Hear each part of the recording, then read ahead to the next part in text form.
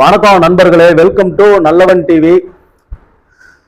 Thug Life படத்தை பார்த்துட்டு ரசிகர்கள்லாம் என்ன சொல்றது, எப்படி வெளியே சொல்றது, படம் நல்லா இல்லை அப்படிங்கிறத கூட வெளியில சொல்றதுக்கு தெம்பு இல்லாம போயிட்டாங்க. அதாவது மணிரத்னம் ஒரு ட்விஸ்ட் ஒன்று பண்ணிக்கிறாரு. என்ன அப்படின்னு பார்த்தீங்கன்னா, இனிமே தியேட்டருக்கே எவனும் வரக்கூடாது அப்படின்னு நினைச்சு இந்த படத்தை எடுத்தாரா என்னன்னு தெரியல.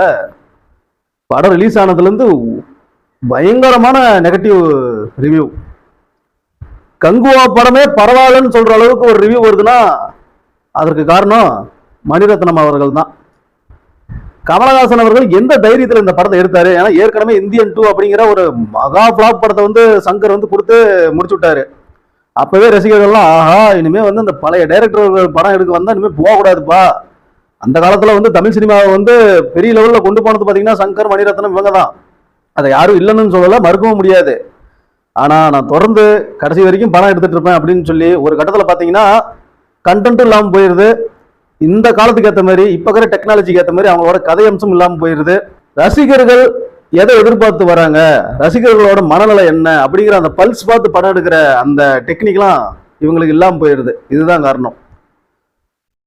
இதுல குறிப்பா இந்த படம் தக்லைஃப் படம் பாத்தீங்கன்னா இந்த கதையாவும் சொல்ல முடியல, இது எப்படி சொல்றதுன்னே தெரியல.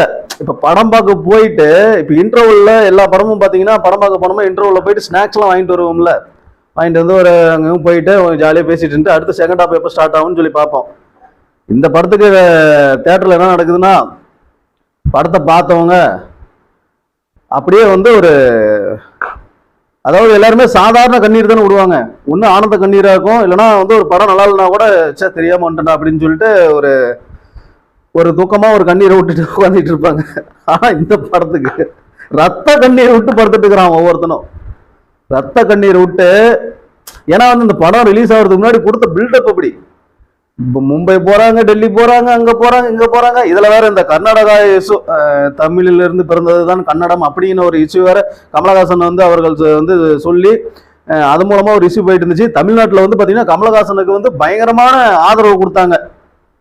என்ன அந்த கர்நாடகாவில் ரிலீஸ் ஆகலையா, என்ன ஒரு 10-12 கோடி வசூல் பண்ணுமா, போனா போயிட்டு போகுது போ, நாங்க தமிழ்நாட்டுல எங்க கமலஹாசனை கொண்டாடுறோம், தக்லைஃப் படத்தை பாரு வேற லெவல்ல கொண்டாடுறோம்னு சொல்லி எல்லாம் ரெடியா போய் பார்த்து ஃபர்ஸ்ட் ஷோவை பல்ப் வாங்கிட்டு வந்துட்டாங்க ரசிகர்கள்.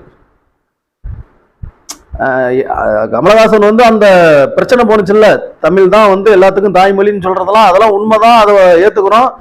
கர்நாடக அமைப்புகளுக்கு நம்ம எல்லாருமே கண்டனம் தான் தெரிவிக்கணும். இதுல ஒரு தமிழனா நாம் நிக்கணும், அது கரெக்டு தான். இந்த படத்தை பாக்குறதுக்கு கர்நாடகாவில இருந்து ஒசூருக்கு பார்டருக்கு இந்த கர்நாடகாவில் இருக்கிற கமல் ஃபேன்ஸ் எல்லாம் படத்தை பார்த்தாங்க. நல்ல வேலை படம் கர்நாடகாவில் ரிலீஸ் ஆகல. ரிலீஸ் ஆகி அவங்க ஓடவே விட்டுருந்தாலுமே சத்தியமா கடுப்பாயிருப்பாங்க படத்தை பார்த்துட்டு. படம் உண்மையிலேயே அந்த மாதிரி தான் அமைஞ்சு போச்சு. சரி, இந்த படத்தை எடுக்கிறதுக்கு எதுக்கு இவ்வளோ பில்டப், தக்லைஃப், அந்த லைஃப்? கடைசியா பாத்தீங்கன்னா இவர் கமலஹாசன் அந்த 7ஆம் அறிவு சூர்யா மாதிரி கட்டப்பெல்லாம் போட்டுக்கிட்டு ரிவெஞ்ச் எடுக்கிறங்கிற பேர்ல படத்தோட கதையே என்னன்னா, அந்த ரங்கராய சக்திவேல் அப்படிங்கிறது அந்த நாயகன் படத்தை எடுத்துக்கிட்டாங்க. ஸ்டோரி பாத்தீங்கன்னா செக்கச்சவந்த வானம்னு ஒரு படம் வந்துச்சு, அதே ஸ்டோரி. அதுல வர போலீஸ் கதாபாத்திரம் மாதிரியே இதுல அதுல விஜய் சேதுபதி போலீஸா நடிச்சிருப்பாரு. அதே மாதிரி இதுல அசோக் செல்வன். அந்த படத்துல சிம்பு, அரவிந்த் சாமி, அருண் விஜய் இவங்கெல்லாம் பிரகாஷ்ராஜோட பையனா இருப்பாங்க. அந்த செக்கச்சவந்த வானம் படத்துல அதான் அந்த ஒரு இடத்த பிடிக்கிறதுக்கு போட்டி போடுறாங்கல்ல, அடுத்த பெரியவர் நான் தான் சொல்லி அந்த இடத்துக்கு பசங்கள்லாம் சண்டை போட்டுட்டு இருப்பாங்க, அப்பா இடத்த பிடிக்கணும்னு. அதே மாதிரி இதுல சிம்பு அடுத்த ரங்கராய சக்திவேல் நான் தான் அப்படின்னு சொல்லி அந்த இதுக்கு வராரு. அப்பாவே போட்டுதெல்லாம் முடிவு பண்றாரு. இதுல கமலஹாசன் பிரகாஷ்ராஜ் கேரக்டரையும் கமலே நடிச்சிருக்காரு. அந்த படத்துல அரவிந்த் சாமி நடிச்ச கேரக்டரையும் கமலே நடிச்சிருக்காரு.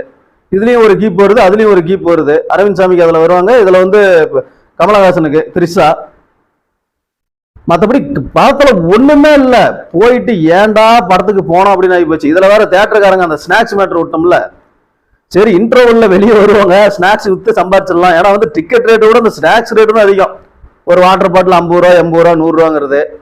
ஒரு பாப்கார்ன் பாக்கெட் 100 ரூபா, 150 ரூபா, 200 ரூபாங்கிறது. ஒரு ஐஸ்கிரீம் 100 ரூபா, 200 ரூபாங்கிறது. இந்த மாதிரி படத்தோட டிக்கெட்டோட அந்த ஸ்நாக்ஸ் ஐட்டம் காசு தான் தியேட்டர்கள்ல அதிகமா வைக்கிறாங்க.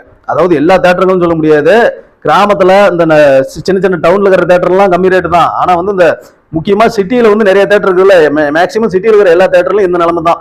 நீ வெளியில இருந்து எதுவுமே கொண்டு வரக்கூடாது, தண்ணி பாட்டில் கூட கொண்டு வரக்கூடாது, எதுவுமே எந்த ஒரு ஸ்நாக்ஸ் கொண்டு வரக்கூடாது. உன் பேக்கு பாக்கெட் கீட் எல்லாம் செக் பண்ணி தான் அனுப்பிச்சு விடுவாங்க. வெளி தின்பண்டங்களுக்கு அனுமதி இல்லை, உள்ளதான் வாங்கணும்ட்டு. உள்ள வாங்கினா நம்ம வந்து சொத்தை எழுதி வச்சுட்டு தான் வரணும், அந்த அளவுக்கு வந்து ரேட்டு. இந்த டேக்ஸ் குறைக்கணும், அதை குறைக்கணும், இதை குறைக்கணும்னு சொல்லி இந்த சினிமாக்காரங்களாம் போராட்டம் பண்ணுவாங்க. ஆனா வந்து இந்த உள்ள இருக்கிற ஸ்நாக்ஸ் ரேட்டு முதல்ல நீங்க குறைங்க. எம்ஆர்பி ரேட்டுக்கு விற்கிறதுக்கு உங்களுக்கு வந்து இது இருக்குதா? எம்ஆர்பி ரேட்டுக்கு விற்க மாட்டேங்கிறீங்க, இஷ்டத்துக்கு 10 மடங்கு ஏற்றி விற்கிறது. அப்புறம் உங்களுக்கு வந்து திரையரங்கு நட்டத்துல போகுது, அங்க போகுது இங்க போகுதுங்கிறது. தயவு செஞ்சு மக்களே, அடுத்தது வந்து வீட்லயே எல்லாருமே பாத்தீங்கன்னா ஒரு ஸ்கிரீன் ப்ரொஜெக்டரோ இல்லைன்னா வந்து பெரிய பெரிய டிவி வருதுல்ல, 50 இன்ச்சு 60 இன்ச்சுன்னு அந்த மாதிரி டிவி வாங்கி செட் பண்ணிக்கிட்டு படம் வந்து ஓடிடியில ரிலீஸ் ஆகும்போது பாத்துக்காங்க. இந்த தியேட்டருக்காரங்க என்னைக்கு இந்த ஸ்நாக்ஸ் ரேட்லாம் வந்து எம்ஆர்பி ரேட்ல வைக்கிறாங்களோ அன்னைக்கு போய் நம்ம படத்தை பார்த்துக்கலாம்.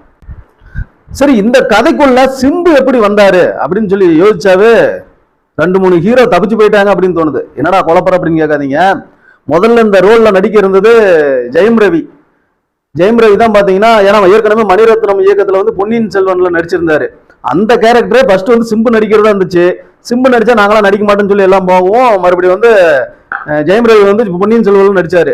இப்ப பொன்னியின் செல்வன்ல இருந்து இப்ப வந்து இந்த படத்துக்கு வந்து ஜெயம் ரவி தான் கமிட் பண்ணிருக்காரு இயக்குனர் மணிரத்னம். கதையை கேட்டிருக்காரு, இதுல என்னோட ரோல் வந்து ரொம்ப மொக்கையா இருக்குது, கொஞ்சம் எனக்கு செட் ஆகாதுன்னு நினைக்கிறேன்னு சொல்லி ஆள் எஸ்கேப். சரி, அடுத்து யாரை தான் நடிக்க வைக்கலாம் அப்படின்னு யோசிக்கும் போது திரு கமலஹாசன் வந்து பாத்தீங்கன்னா சிம்புவை வைத்து ப்ரொடியூஸ் பண்ணி தேசிங்கி பெரியசாமி இயக்கத்துல ஒரு படத்தை எடுக்கிறதுக்கு ரெடியா இருந்தாரு. அதாவது STR 50. அந்த படத்துல வந்து சிம்பு கமிட் ஆனதுனால சிம்பு வந்து நடிக்கிறதுக்கு கேட்டிருக்காரு. சிம்புவும் கதையை கேட்டுட்டு இந்த சின்ன கேரக்டரா இருக்குது அப்படின்னு சொல்லி டைரக்டர் சொல்ல, அப்புறம் மணிரத்னமும் கமலஹாசன் சேர்ந்து அப்புறம் சிம்புவோட கேரக்டர் அப்படி கொஞ்சம் கொஞ்சம் டெவலப் பண்ணி ஒரு லென்த்தியா எடுத்து, ஏன்னா அப்ப வந்து நம்ம படமாக்கிற நம்மளை கொள்றதுக்கு தான் வந்து அந்த மாதிரி வந்து சீன் எழுதுறாங்கன்னு சொல்லி நமக்கு தெரியாது இல்ல. அப்படி பயங்கரமா பில்டப்லாம் பண்ணி அப்படி பண்ணிக்கிறேன் இப்படி பண்ணிக்கிறேன்னு சொல்லி சிம்புக்கிட்டே சொல்லி சிம்புக்கு சீன்லாம் டெவலப் பண்ணி அப்புறம் நம்மளை வந்து போட்டு தாக்கிறதுக்கு உருவான படம் தான் இந்த தக் லைஃப். முடியல. அதாவது ஏற்கனவே இந்தியன் 2 பார்த்து எல்லாரும் வந்து பயங்கரமான டேஞ்சரான ஒரு சிச்சுவேஷன்ல ரசிகர்கள்லாம் இருக்கும்போது, ஏன்னா கங்குவா, இந்தியன் 2 இந்த படங்களை முறியடிக்க இனிமே யாராலையும் முடியாது அப்படின்னு நினைச்சிட்டு இருந்தப்ப என்னோட சாதனையை நான் தான் முறியடிப்பேன் அப்படின்ட்டு கமலஹாசன் வந்து பாத்தீங்கன்னா தக் லைஃப் அப்படிங்கிற படத்து மூலமா அந்த சாதனையும் முறியடிச்சிருக்காங்க. இது வந்து கமலஹாசன் தான் இதுக்கு பொறுப்பு அப்படின்னு சொல்ல முடியாது. டைரக்ஷன் ஒன்றும் இல்லை பெருசா, வந்து படத்தோட கதையே சரியில்லை. ஏன்னா அவர் நல்லா தான் நடிச்சுக்கிறாரு, படத்தோட கதை ஒர்க் அவுட் ஆகல.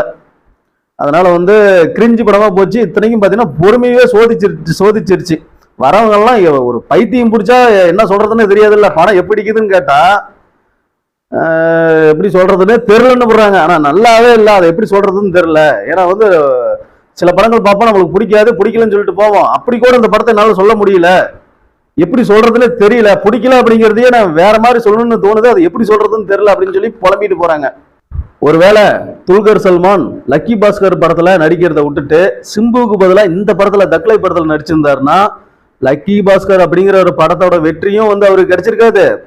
தக்லை அப்படிங்கிற படத்துல வந்து துல்கர் நடிச்சு அந்த படம் படு பிளாப் ஆகி அவரோட மார்க்கெட்டும் காலியாகி இருக்கும். அதனால ஏதோ ஒரு நல்ல விஷயமா அவர் வந்து எஸ்கேப் ஆகி போயிட்டாரு. சிம்புவுக்கு இந்த படம் பார்த்தீங்கன்னா ஒரு பெருத்த அடினே சொல்லலாம். ஏன்னா வந்து நிறைய பங்க்லாம் விட்டுக்கிட்டு கெட்டப்லாம் மாத்திக்கிட்டு எங்கெங்கேயோ போயிட்டு ப்ரொமோஷன்லாம் வேற லெவல்ல பண்ணிட்டு இருந்தாங்க. மும்பை அங்கே இங்க எல்லா பக்கமும் போயிட்டு பண்ணிட்டு எல்லாம் 2 பேரும் கமல் சிம்பு 2 பேருமே வேற லெவல்ல இது பண்ணிட்டு இருந்தாங்க. அதெல்லாம் பார்க்கும்போது நம்மளாம் ஒரு எப்படியாங்கப்பா ஒரு பெரிய லெவல்ல இருக்குதே ப்ரொமோஷன். ஆஹா, ஏன்னா வந்து சேட்டலைட் ரைட்ஸ் அத்தனை கோடின்னு சொன்னாங்க பயங்கரமா. இல்லை இவங்க படக்குழு சொல்லலை, உண்மையிலேயே அந்த ரேஞ்சுக்கு வந்து பிசினஸ் ஆயிருக்குது. ஆனா கடைசியா பார்த்தா இப்படி ஆகி போச்சு. நமக்கு தான் பயமா இருக்குது. பெரிய படங்கள் வரதை பார்த்தாவே நமக்கு பயம் வந்துடுது. ஏன்னா ஏற்கனவே வந்து ரெட்ரோ டூரிஸ்ட் ஃபேமிலி ரிலீஸ் ஆகி டூரிஸ்ட் ஃபேமிலி இப்போ வரைக்கும் தமிழ்நாட்டில் மட்டுமே 75 கோடி வசூல் பண்ணிருச்சு. பெரிய நடிகர் சூர்யா அவர் படம் பார்த்தீங்கன்னா படுதோல்வி ஆகி போச்சு. அவங்க ஒரு பக்கம் 100 கோடி 150 கோடி எங்களுக்கெல்லாம் எல்லா ரைட்ஸும் சேர்த்து 300 கோடின்னு சொல்லி ஒரு பக்கம் வந்து சும்மா ஒரு வெற்றித்தனமா ஒரு வெற்றி விளம்பரம் கொண்டாடிட்டு இருக்கிறாங்க. அது அவங்க இஷ்டம் பண்ணிட்டு போட்டோம். ஆனா அதை மக்கள் நம்புறதுக்கு தயாரா இல்லை.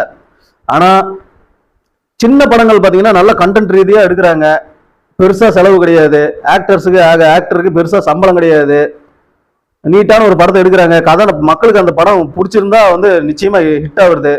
ஆனா பெரிய நடிகர்கள் எப்படின்னா நம்ம எப்படி நடிச்சாலும் அந்த படத்தை வந்து பார்ப்பாங்க, எது எப்படி படம் எடுத்தாலும் சரி கதையே இல்லைன்னா கூட பார்ப்பாங்க அப்படிங்கிற காலம்லாம் முடிஞ்சு போச்சு. இனிமே வந்து ஒரு கதை திரைக்கதையில உள்ள ஒரு வித்தியாசம் இருக்கணும், இயக்கத்துல ஒரு வித்தியாசம், இதெல்லாம் வந்து புதுசு புதுசா எதிர்பார்க்குறாங்க. அதனால வந்து இனி வரக்கூடிய பெரிய நடிகராகட்டும் சின்ன நடிகராகட்டும் எந்த படமா இருந்தாலும் சரி கண்டென்ட் இருந்தா மட்டும்தான் படம் ஓடும்.